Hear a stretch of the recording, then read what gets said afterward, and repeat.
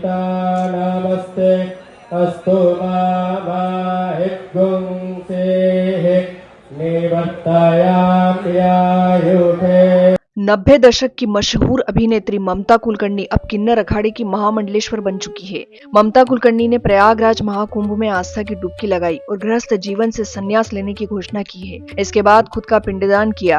किन्नर अखाड़ा में वैदिक मंत्रोच्चार के बीच ममता कुलकर्णी का महामंडलेश्वर के रूप में पट्टाभिषेक किया गया, जो महामंडलेश्वर बनने की एक जरूरी प्रक्रिया का हिस्सा है।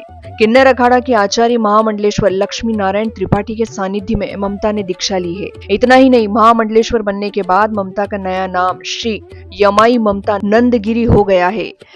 श्री यमाई ममता नंदगिरी, श्री यमाई ममता नंदगिरी किन्नर अखाड़े से नारियों के कक्ष के अंदर, नारियों का जो ब्रांच है वहां से हम पूरा किन्नर अखाड़ा इन्हें महामंडलेश्वर घोषित करते हैं। नमो पार्वती पते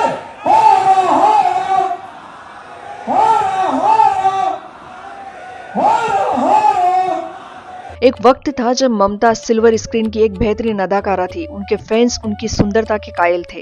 ममता कुलकर्णी को महामंडलेश्वर की पदवी देने को लेकर संत समूह एक मत नहीं है। वे महामंडलेश्वर उपाधि को लेकर अलग अलग बटे हुए हैं। वहीं ममता कुलकर्णी का कहना है कि 23 साल तक मैंने तप किया है, उसका सर्टिफिकेट तो बनता है। 23 साल मैंने तप किया, ध्यान किया, उसका सर्टिफिकेट तो बनता है तुम्हें।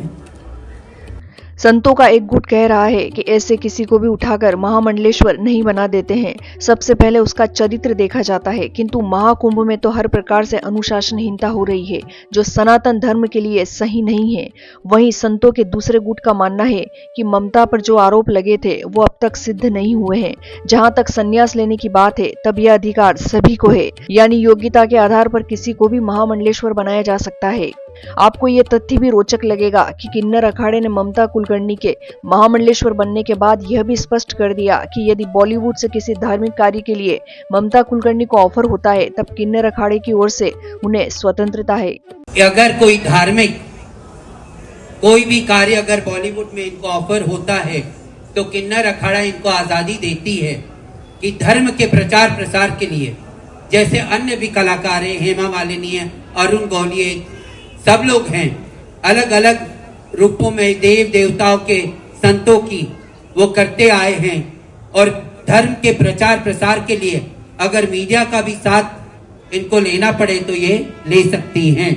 पूरी किन्नर अखाड़े से इनको आजादी है। अब प्रश्न उठता है कि आखिर महामंडलेश्वर बनने के लिए सबसे जरूरी क्या है। असल में महामंडलेश्वर बनने के लिए शास्त्रों का ज्ञान व आचार्य होना आवश्यक है। जिस व्यक्ति का महामंडलेश्वर बनने के लिए चयन हुआ है, उसके पास वेदांत की शिक्षा होनी चाहिए, यानी उसे वेद पुराण आदि शास्त्रों का ज्ञान होना आवश्यक है। इसके साथ ही महामंडलेश्वर बनने के लिए किसी मठ से संबंध होना भी जरूरी है। साथ ही मठ में रहते हुए व्यक्ति द्वारा जन कल्याण के काम करना जरूरी है।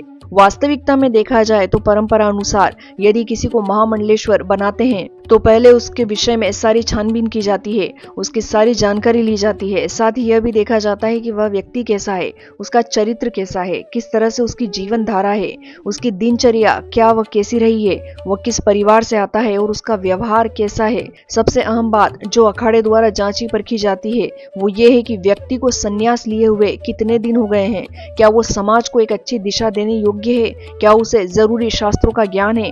इन सभी चीजों की सत्यता परखने के बाद ही उसे पात्र समझा जाता है।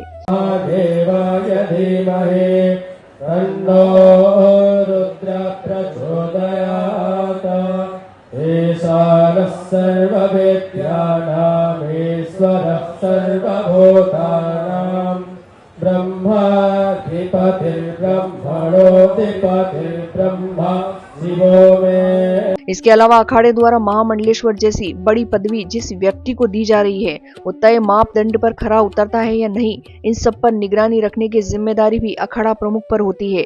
उन्हें स्वयं भी इस बात पर अधिक ध्यान देना होता है। इसका उद्देश्य अखाड़े की परंपरा व उसके पद की गरिमा बनाए रखना होता है, ताकि सनातन धर्म के प्रति लोगों की आस्था बनी रहे।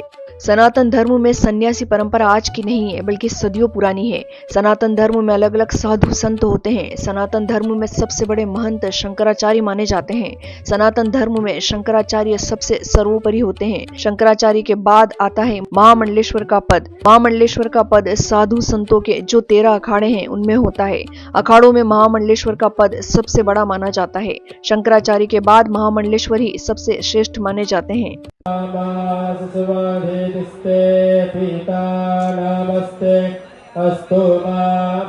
तो अब आप ये समझ गए होंगे कि महामंडलेश्वर पद की गरिमा क्या है और कौन इस पदवी को संभालने की योग्यता रखता है। अब प्रश्न उठता है, आखिर ममता कुलकर्णी ने महाकुंभ में यूं अचानक ही सब कुछ छोड़कर क्यों महामंडलेश्वर बनने की राह चुनी। जानकारी के अनुसार ममता कुलकर्णी का कहना है कि कुपोली आश्रम में जूना अखाड़ा के चैतन्य गगनगिरी महाराज से 23 साल पूर्व उन्होंने दीक्षा ली थी और वह 2 साल से लक्ष्मी नारायण त्रिपाठी के संपर्क में है। ममता ने यह भी स्पष्ट किया कि उन्होंने किसी परेशानी में आकर संन्यास नहीं लिया है, बल्कि आनंद की अनुभूति करने के लिए ही संन्यास लिया है। मुझे लगता है ये सब कुछ हम महाकाल के ऊपर और महाशक्ति आदिशक्ति के ऊपर, आदिशक्ति बहुत चंट है, वो कब क्या करेगी किसी को कुछ नहीं समझता। कल मैं ना बोल रही थी महामंडलेश्वर के लिए, मैंने कहा नहीं मुझे किसी चीज के लिए बनना नहीं है। आज उसने मेरी बुद्धि को ही घुमा दिया, कंप्लीटली 360 डिग्रीज हो गया। अब मैं क्या करूं? Best thing is to live to God. हम लोग कम सोचते हैं, बहुत कम भगवान को भी बहुत कम समझते हैं। उन्होंने कुछ और ही प्लान्स किया होता है आपके लिए। कसम से भगवान आपके लिए बेस्ट सोचते हैं। ऐसे में ये तो साफ साफ है कि संन्यास की राह चुनना ममता कुलकर्णी का अपना निर्णय है और यदि ममता कुलकर्णी सनातन धर्म के प्रचार प्रसार व जन कल्याणकारी कार्यों में अपनी महत्वपूर्ण भागीदारी निभाती है, तब इससे किसी को क्या परेशानी होगी। और सनातन के लिए हो सकेगा, मैं उसके लिए समर्पित हूँ। मेरा जीवन कब से समर्पित है। अभी मैं ज्यादा मानव कल्याण के लिए मैं भ्रमण करूंगी और जो भी मेरा धन होगा, जो भी जहां से मैं कमाई करूंगी, वो सब उनके चरणों में मैं समर्पित करूंगी। आपको ये भी जानना चाहिए कि वर्ष 2013 में ममता कुलकर्णी ने अपनी किताब autobiography of an Yogini release की थी। इस दौरान फिल्मी दुनिया को अलविदा कहने की वजह ममता कुलकर्णी ने ये बताई थी कि कुछ लोग दुनिया के कामों के लिए पैदा होते हैं, जबकि कुछ ईश्वर के लिए पैदा होते हैं और मैं भी ईश्वर के लिए ही पैदा हुई हूँ। हालांकि ममता कुलकर्णी जब बॉलीवुड फिल्म एक्ट्रेस थी, उस दौरान उन्होंने करीब 50 फिल्में की थी। जब फिल्म इंडस्ट्री को छोड़ा तब तकरीबन 25 फिल्में उनके हाथ में थी।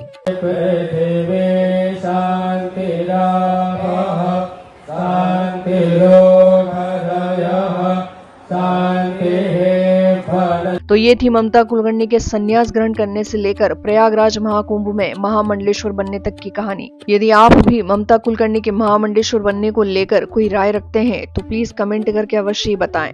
और यदि ये वीडियो आपको पसंद आई तो प्लीज इसे लाइक, शेयर व कमेंट अवश्य ही करें। साथ ही सब्सक्राइब करना न भूलें। जय श्री महाकाल।